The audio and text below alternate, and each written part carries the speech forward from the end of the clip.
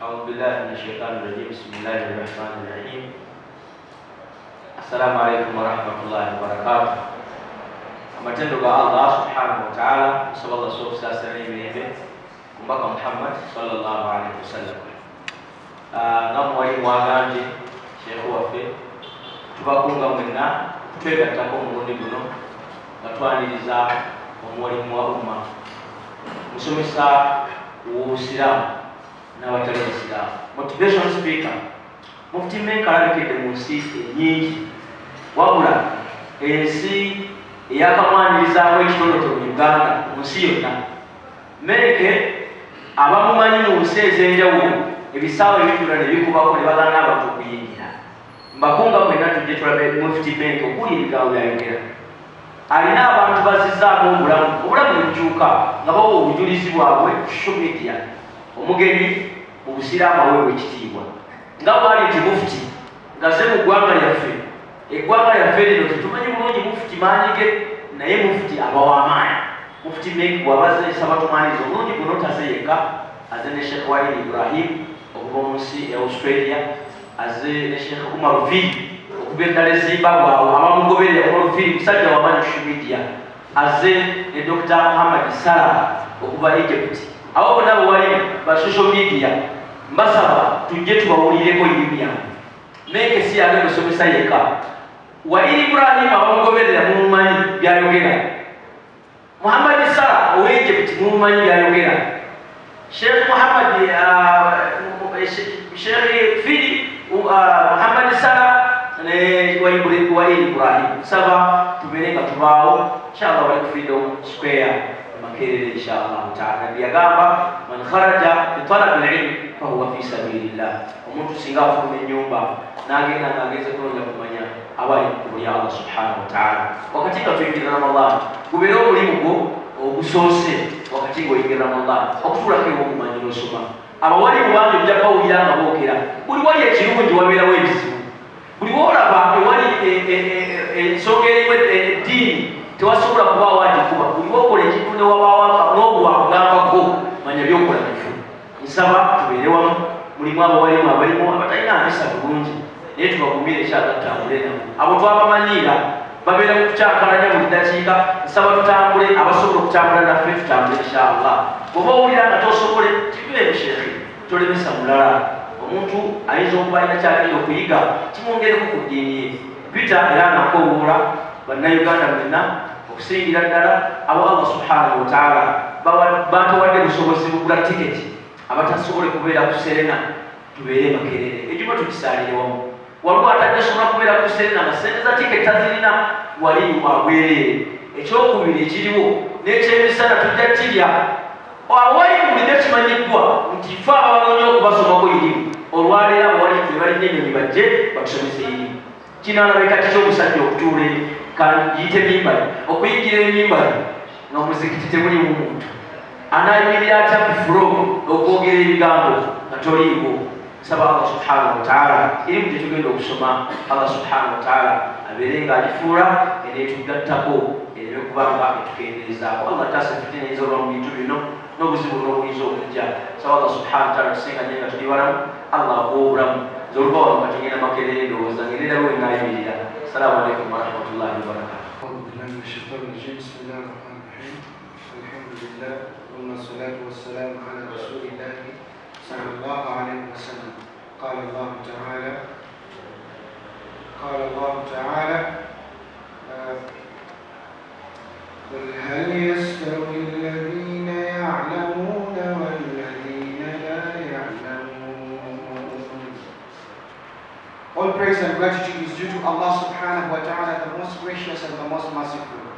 We thank Allah subhanahu wa ta'ala for the gift of life and for the blessing of the bounty of Islam, which is the best gift that anyone would enjoy from the bounties that Allah subhanahu wa ta'ala has given us. Now my brothers and sisters, join me as we pray for the Prophet Muhammad sallallahu alayhi wa sallam. Allah sent the Prophet Muhammad sallallahu alayhi wa sallam to us as guidance and mercy to humanity.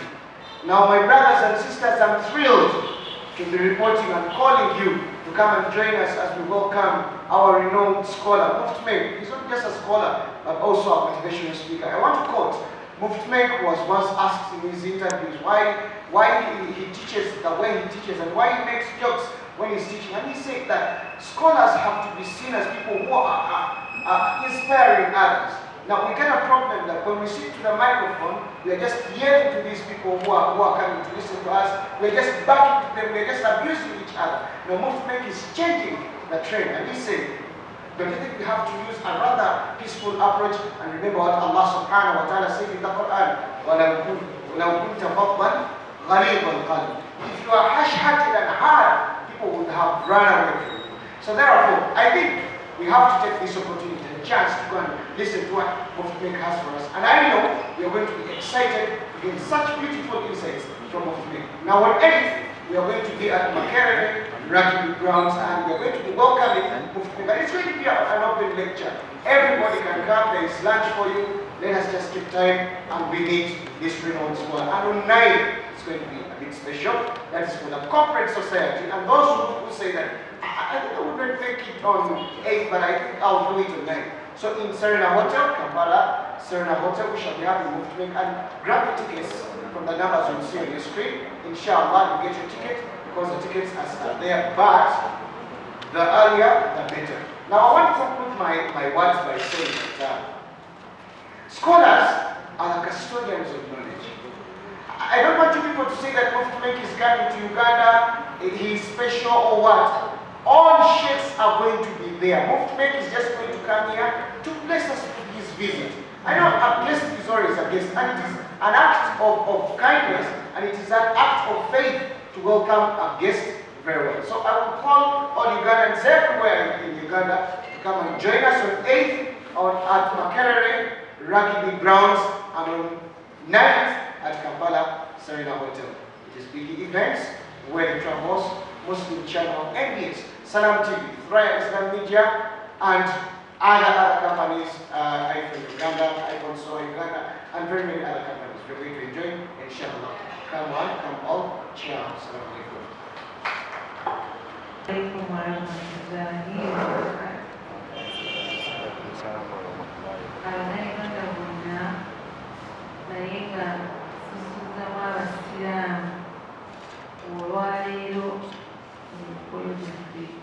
Olwaleero kino kyaffe kyakonkoni waffe era kiriwa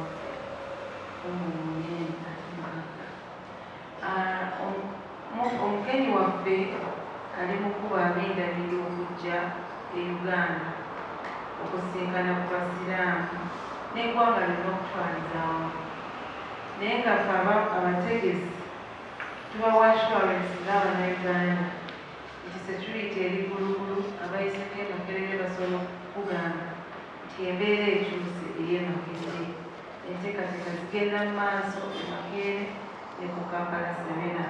Abagenda okujja e Makerere si ya kusasulira, ya bwereere. Emiryango gigulawo ssaawa 3 ku makya. Tugenda kubeera n'ekyokunywa n'ekyokulya.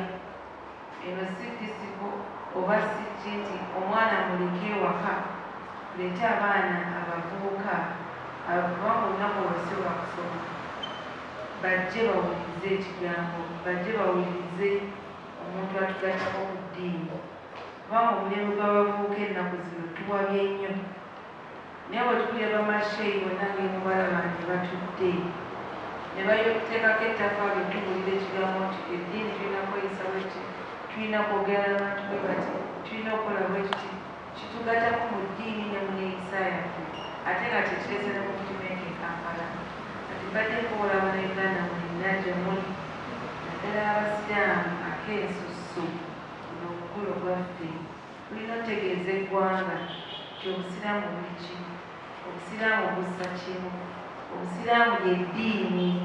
Kati eggwanga Uganda okulaba nti Obusiraamu ly'eddiini, tulina kuŋŋaana nga tussa kimu nga munaana maaso. Nga ffenna tuliwa, nga masheyi bonna tubayise mu bitiibwa byammwe, nga disitulikiti kaadi mu ggwanga lyonna, Abasiraamu mujje e Makerere ne Kampala Serena nga mwenda.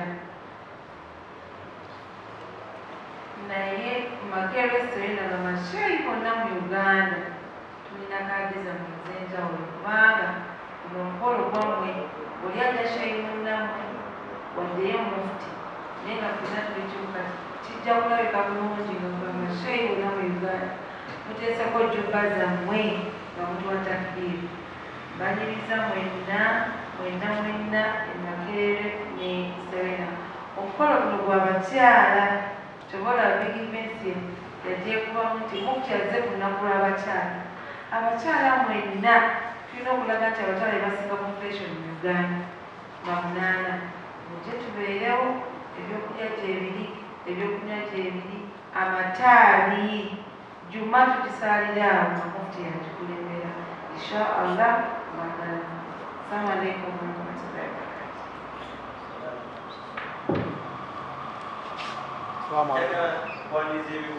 Assalamu alaikum warahmatullahi wabarakatuh. Fenga aba media kamera zaffe zijja dibwa nkumanyi otataganyizibwa nga omuntu ina nettaaga sibagala kubuuza afande aba media tutegekebwa tutya?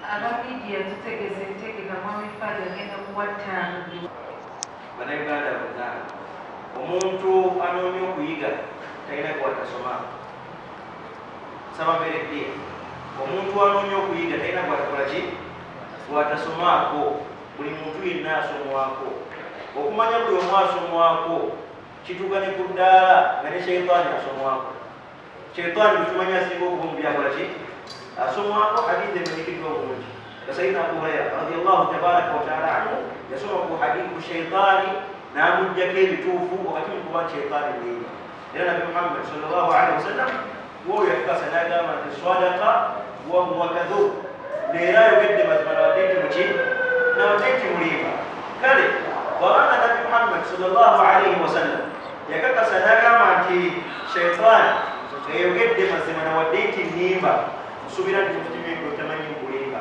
bwe nkubuuza yali akulimba eki kiyinza okukula bwe nkubuuza nti lwaki ogamba tasomwako mudde mwetegereze byagamba Mufti Menk tasomwako talina nsonga lwaki tasomwako oluusi naye yawulira buwulizi nga bagamba takola ki tasomwako naye gaaba walimu abasomesa obusiraamu bwa wakati almanhaji lwasat obusiraamu bwa wakati almu'tadi ضد التطرف والتكفير obutaliimu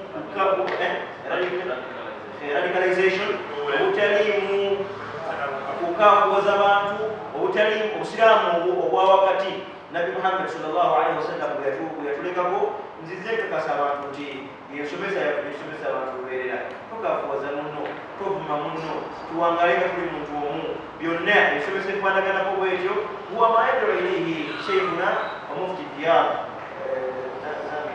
Mufti Menk ye message gyetuzisomesa abantu Mufti Menk gyagenda okusomesa abantu tusaba Uganda bonna kale gwagamba nti Mufti Menk tasomwako gyamukoolo tubuulire nti okusinzira bwe nabaddewo bino binawulidde byenja okwemirya ku mundi okugamba abantu tasomwako webiba tebiriiwo banange muleka abantu bonna bajje twongere okuganyulwa twongere okugaziwa mu ddiini yaffe njagala okubuulira ebigambo byange nankoola bannayuganda bonna n'okusingira ddala abasiraamu naye emisijja Mufti Menk teyawula abasiraamu n'abatali basiraamu nsaba mwenna mujjumbire okukya kwa Mufti okwemakerere kwabwerere tutegesa sente transport weka akujja enkulu 2,000 akanaana ogenda okuteekamu ojje ofunemu nnyo oganyulwe nnyo nsaba tujje twaniriza omugenyi waffe kenjagala okusembyayo ahsinu lindamaku tujje bannaye nga munyumye mwambale munyume abawala bonna bakkiriza ekyo obusiraamu ddala ddiini yabayonjo ddiini yakunyuma ddiini nnungi terina kigambo kyonna kiraamu si ddiini yabajulize n'ebigambo ebyo bitagala kusukka wano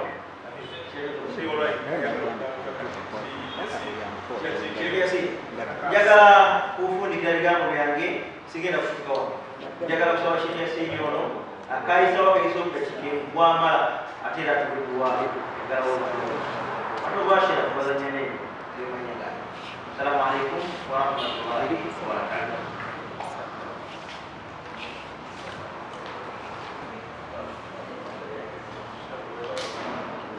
أعوذ بالله من الشيطان الرجيم بسم الله الرحمن الرحيم. I want to make some clarity on the fact that people are saying that Mufti Menk came up with a new Quran. Now this is a fallacy. Quran Mufti Menk came up with a new Quran. That is a fallacy. Mufti Menk was rather trying to differentiate between the verses and the surahs that were revealed in Makkah and those that were revealed in Medina. Mufti Menk yali agezaako kubategeeza essura ezakkira e Makka n'ezakkira e Madina. Teyakolayo Qur'ani mpya.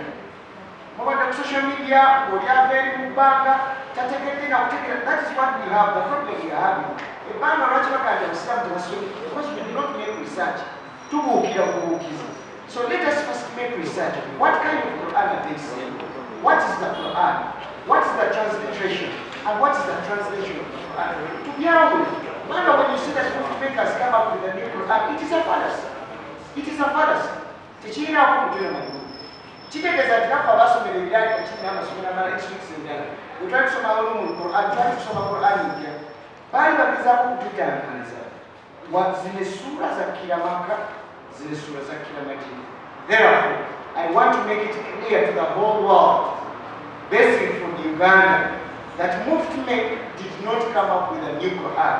He was rather trying to show you that this verse was revealed in Makkah and this one was revealed in Medina. And he clarified that for those who follow and for those who make research. I beg that when you're going to see Mufti Menk, you come with your hearts and you know that Mufti Menk is a human being and to err is to human. So he's going to make some mistakes and we shall all make some mistakes. We are sinners, but we must say that some of us are just humble sinners. I beg to submit. Assalamu alaikum wa rahmatullahi wa barakatuh. I pray to Allah subhanahu wa ta'ala. Bismillah wa salatu wa salamu ala rasulillahi sallallahu alayhi wa sallama. Amatendo amatu watalukene kunaga washtiwa Allah. Vingira nemirembe bire kushtiwa Nabina Muhammad sallallahu alayhi wa sallama. Tuine sanyiringi nnyo nga mukadde waffe bategeezezza yakulembedde ku paneero nti nno tugenda kwaniriza omugenyi ow'enjawulo. Omugenyi gwe tulina ow'enjawulo gwe twogerako kamwakaffe ali mu birowoozo byaffe Mufti Menk. Tubasaba tuba Allah mwenna abali eyo nze ndi wa by'amasomero naddala abalina amasomero gammwe mwenna amasomero ge tusomesaako Kinaawa high school Kyengera Mugongo, Madina Islamic, SAS College, n'amalala aga primary n'aga secondary mujje musome olunaku olwokutaano. Olunaku olwokutaano Mufti Menk agenda kujja ku Makerere rugby grounds nga muganda wange wabagambye okuyingira wabwereere okulya n'okunywa bijja kubeerayo. Tujja kutandika eddala ssaawa ez'okumakya okuyingira era otugenda okusalira ejjuma era omugenyi waffe Mufti Menk yagenda okusaaza ejjuma. Bwe tunaavaawo ku lunaku olw'omukaaga tugenda kugenda Kampala Serena Hotel okuyingira kwa sente mmeka gwe weetaagisa emitwalo 15 okujja okulyako ne Mufti Menk ekijjulo tebo y'abakadde 5. Naye njagala balambule sente ezo ezibagenda okusolooza zigenda kukola mulimu ki? Zigenda gasa abantu mu mwezi ogw'Ramadani okubasiibulula. Bano abategesi Mufti Menk nabo tebagenda kufunako n'okugenda mu byaluyali abali omubi okubeera nga sente zino zibayamba okubeera nga tubagulirako ekyokulya n'ekyokunywa. Bw'ojja kukola ebintu bibiri, ojja kusoma ate obeere ng'osaddaaka kukulya Allah anajja ku lw'omukaaga. Tujja kuba tumuliridde omugenyi waffe Mufti Menk. Njagala okwebaza abategesi obutegesi omukulu big event ate tuwafale Mariam n'abategesi Seeka bayogeddeko mwebale ddala. Neebaze ddala ak'ebisusu abawalimu abali ku paneero abeewaddeyo okubeera nga balereza Mufti Menk. So Mufti Menk agenda kubeera wa mugaso gye tuli mu nsi yonna. Sola kubeera ewafaane lugogota mukwano gwange obutebaza gavumenti tuli nayo yonna era security egenda kubeera kulugulu enteekateeka Mukama waffe ajja gyogera ya security ne gavumenti. Twebaza gavumenti okutukkiriza naffe omugenyi waffe ow'enjawulo otukyalirako tosubwa Mufti Menk. Mufti Menk we are waiting you. Come one, come one. Barakallahu fikum wa jazakumullahu khairan. Bismillahirrahmanirrahim. Alhamdulillah. Wassalatu wassalamu ala khairil bariyya Muhammadin wa ala alihi wa sahbihi wa sallam wa ba'd. قال رسول الله صلى الله عليه وآله وسلم إذا أتاكم كريم قوم فأكرموه وقدم فيه أبتلغا ويكتجرنا طالب سبنو okubeebaza mwenna olw'ekyengeri ekirungi ekyokufuna omugenyi Mufti Menk. Enkola ya Mukama waffe Nabbi sallallahu alaihi wa alihi wasallam yali musajja mwanirizi w'abagenyi era naffe kyetuliko. Mu hadithi gye nsomye Nabbi sallallahu alaihi wa alihi wasallam yagamba nti omuntu yenna bw'abajjira ng'alina gy'avudde oba mu bika eby'enjawulo oba mu nseegi ez'enjawulo yagamba nti fa akrimuhu mubeere nga mugulumiza mumuwe ekitiibwa mumwanirize. Era nga bweri enkola nti bamaseeka baffe naffe tukyalako mu nsi ez'enjawulo, tugenda e Dubai, tugenda e South Africa, tugenda mu America mu London, teri yali atugobyeyo naye obaolyawo si ffe tuba tusingayo mwezi ensi zetugenzeemu balungi abalungi gye bali mu nsi ezo. Naye olw'okuba nti eddiini yaffe bwetu bwe tusomesa tubeere nga twaniriza muganda waffe, mukwano gwaffe, omwalimu waffe, sheekhe waffe, omusomesa w'ensi yonna Mufti Menk nga yali enkola ya Nabbi sallallahu alaihi wa alihi wasallama. N'olwekyo bwetu bwe tukola omulundi guno gwakubiri Mufti Menk ng'akyala mu ggwanga lya Uganda. Kitegeeza nti bannayuganda bonna abasiraamu n'abatali basiraamu tuli balungi era tuli bampisa. Kubanga omuntu wajjeewo n'olaba nga addiringana ajja kitegeeza omuyisa bulungi. Tukakasa nti Uganda, eggwanga lya Uganda, abantu baamu ne security ne gavumenti Mufti Menk twamuyisa bulungi omulundi ogwasooka. Kyova olaba nti n'olwaleero akomyewo. So bakadde bange abalungi, ffenna abasiraamu n'abatali basiraamu, kubanga Mufti Menk tajjira basiraamu bokka ate nga yali enkola ya Mukama waffe Nabi Muhammad. Bwe yagenda e Madiina teyagenda ng'agenderedde basiraamu, wabula yagenderera abantu bonna rahmatan lil alamin. N'olwekyo Mufti Menk buli muntu yenna wano mu nsi yonna amugasa, era osanga ne baganda baffe ab'amadiini ag'enjawulo ag'ekitiibwa nga nabo bamwagala, ng'era nabawa obujulizi nti ebigambo bya Mufti Menk birina kye byankyusaako. So tubakoowola mwenna abasiraamu n'abatali basiraamu mu ggwanga lya Uganda lyonna tulage empisa, kubanga bw'anaaba ng'azzeeyo ng'asiimye eggwanga lya Uganda n'empisa zaffe tajja kusosola nti oba alabe musiraamu, ajja kugamba Uganda yonna. Bw'ayogera Uganda yonna aba ategeeza abasiraamu n'abatali basiraamu, kubanga eggwanga likolebwa abantu bannayuganda bonna. N'olwekyo mbakoowola mwenna tugende tumwanirize mu bungi, mu bitiibwa, mu ssanyu eringi n'okwagala, era addeyo ewaabwe agambe nti mu butuufu ensi zenna akagendamu tewali nsi yenkana na Uganda. Ate abantu bannayuganda baaniriza abantu, era nga bweri enkola yaffe wano mu Buganda ne Uganda okutwaliza awamu nti ffe twagala nnyo abantu ate twagala nnyo abagenyi. Nsaba w'ekitiibwa Allah tabaraka wa taala ffenna tusobozese tugende twanirize Mufti Menk ffenna. Nsaba Allah tabaraka wa taala asasule abategesi bonna n'abeebikutu bonna, security, gavumenti ya Uganda. Nsaba Allah tabaraka wa taala ffenna atuwemu obulungi. Wa sallallahu ala sayyidina Muhammad wa alihi wa sahbihi wa sallim walhamdulillah. Kirize muddoboozi lyange nange nyongere okubakunga ennaku z'omwezi munaana tujja kuba lunaku lwa kutaano. Tujja kubeera Makerere Nabigwe grounds wetujja okusalira ennyuma n'omugenyi waffe Mufti Menk. Nsaba abasiraamu bonna n'abannayuganda bonna mukkirize tubeere ffenna mu kwaniriza omugenyi we. Ennaku z'omwezi nga mwenda olunaku olugirira olw'enkeera Mufti Menk ajja kuba ku Serena Hotel Kampala gy'agenda okufuna ekijjulo n'abo bonna abannayingira. Manyi mukisa munene okubanga walyako n'omuwalimu, walyako n'omumanyi, ate walyako ne Mufti. Nsaba Mungu bw'awadde obusobozi muleme sigalaka, mujje ku Serena tusobole kubeerako n'omugenyi waffe, tumugabuleko wamu mukulyako naye. Nyongera okubajjukiza nti omuntu omu okuyingira emitwalo gyabeera 15, ate emmeeza ya bukadde 5. Mukkirize ffenna tubeereyo twanirize omugenyi waffe. Njagala okusaba Deputy Chief Political Commissar UPDF tuli naye Kano Kookie okugota musabe ku lwa gavumenti n'ebyokwerinda security wise atubuulire omugenyi waffe bamutegekedde batya era banamwaniriza batya.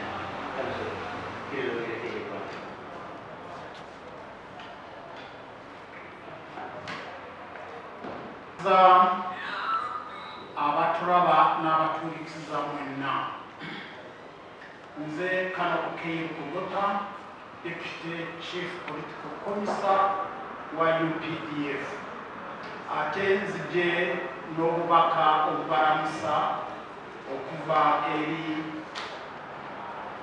Chief of Defence Forces General Wilson Mbasu Mbadi.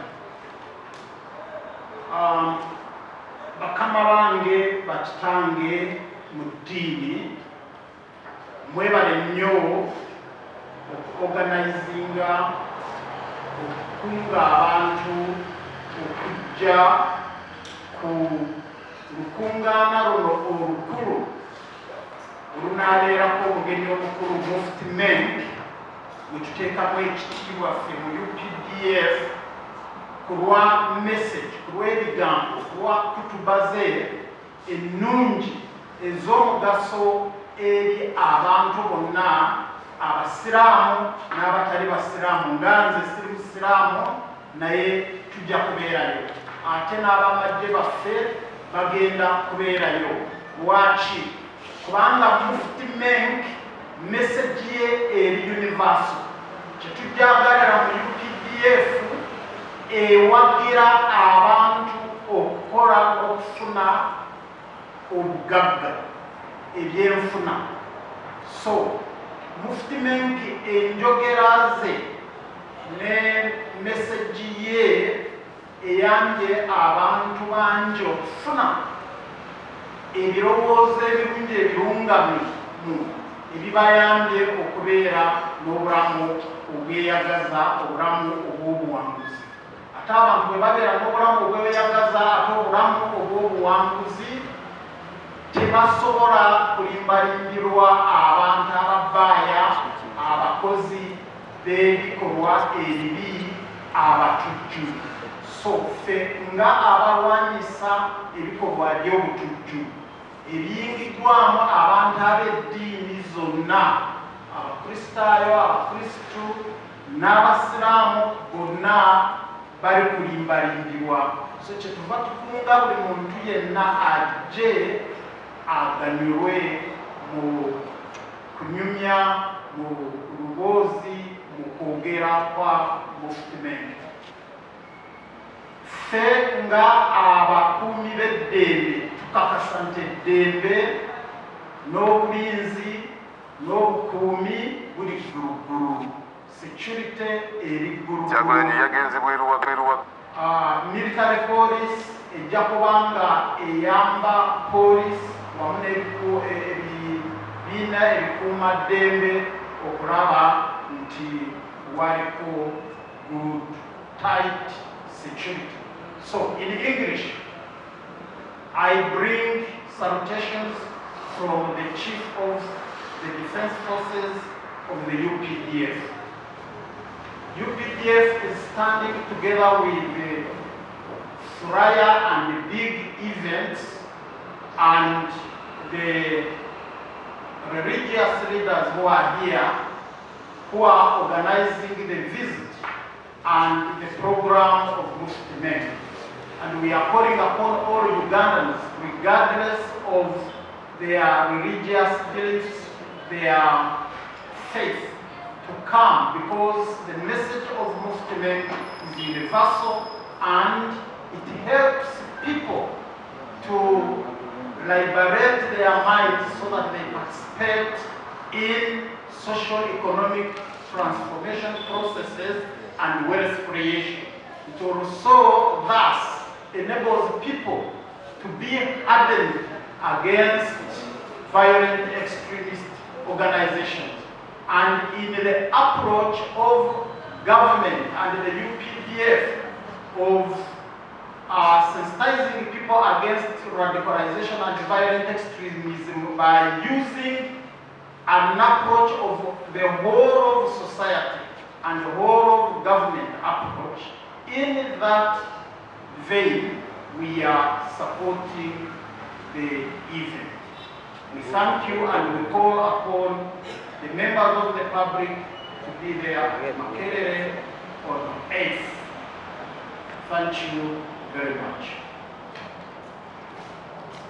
Manyi ebigambo ebyo bikuwa essuubi ti obukulu bwe buli eri bannayuganda mwena n'abagenyi mwenna abanajja okuwaniriza Mufti Menk.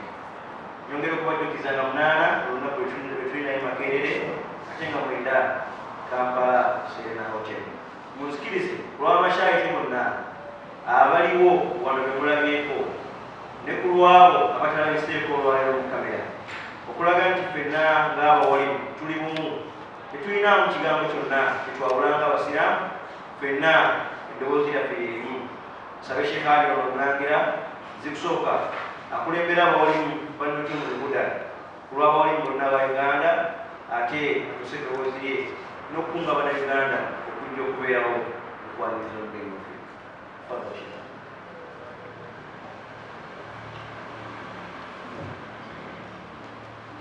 الحمد والسلام على رسول الله صلى الله عليه وسلم وعلى آله وصحبه أجمعين. أما بعد، رب اشرح لي صدري ويسر لي أمري واحلل عقدة من لساني يفقه قولي.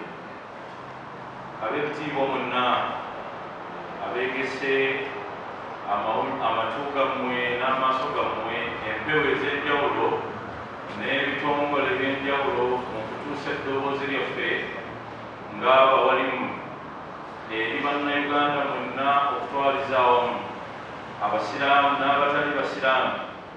Njagala okubakunga nga mbategeeza nti omugenyi waffe waakubeerawo era omugenyi waffe atulindiridde nga bwe tumulindiridde mu mbeera y'okwanirizibwa.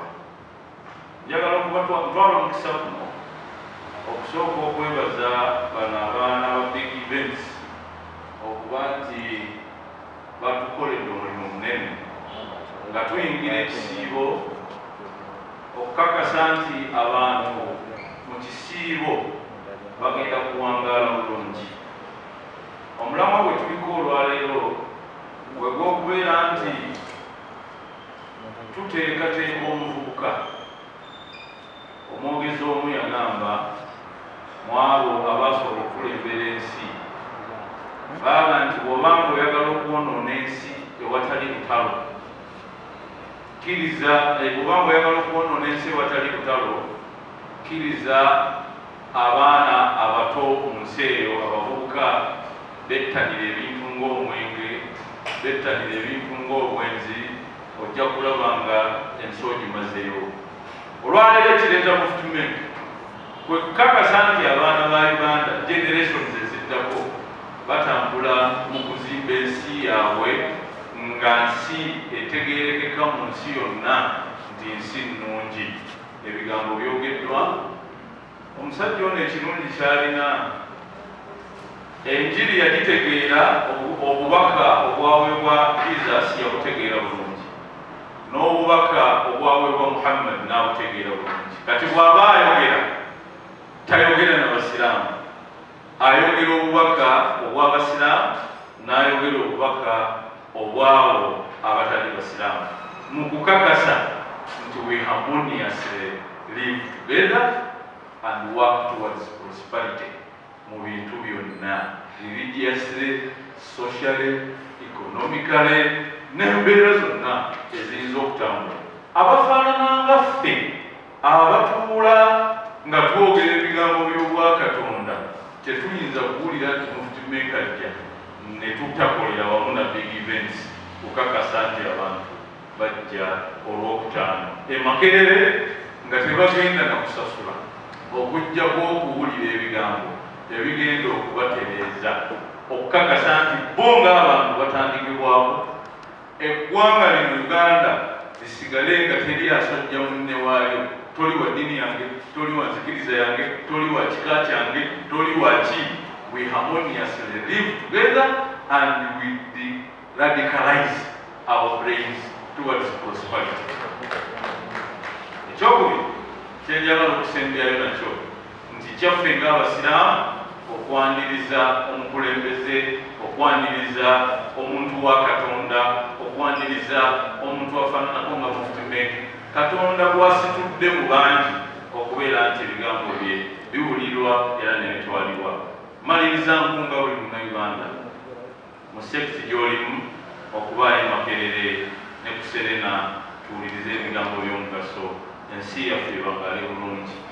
Assalamu alaikum warahmatullahi wabarakatuh. Wa alaikum salaam wa rahmatullahi wa barakatuh. Okumaliriza njagala okubajjukiza nti Mufti Menk akulembedde obukulembeze bagenyi naye nga si eka bwe tulina.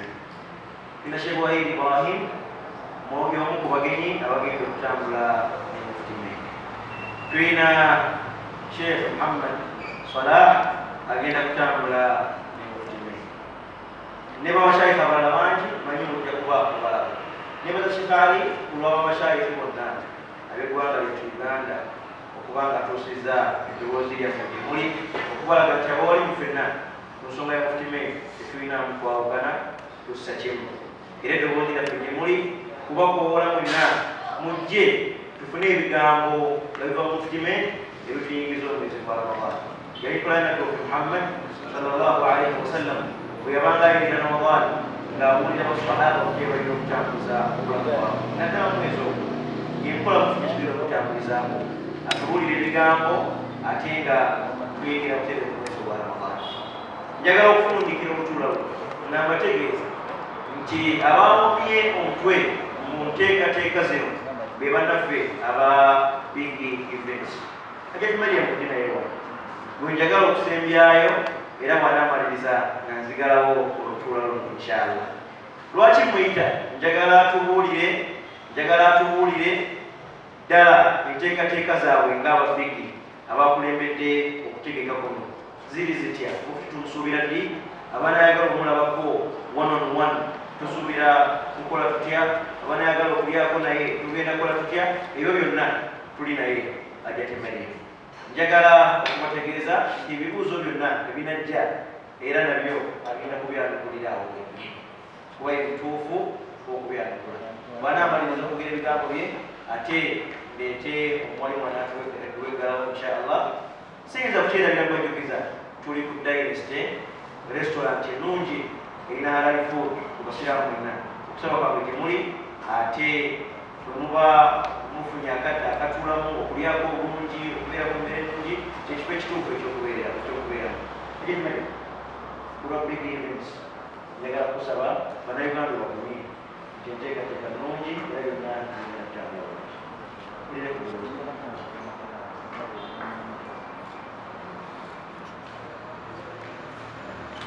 Continue guiding us. Amen. I pray to Allah subhanahu wa ta'ala to make us an emblem of guidance. I pray to Allah subhanahu wa ta'ala to bless us in the month of Ramadan.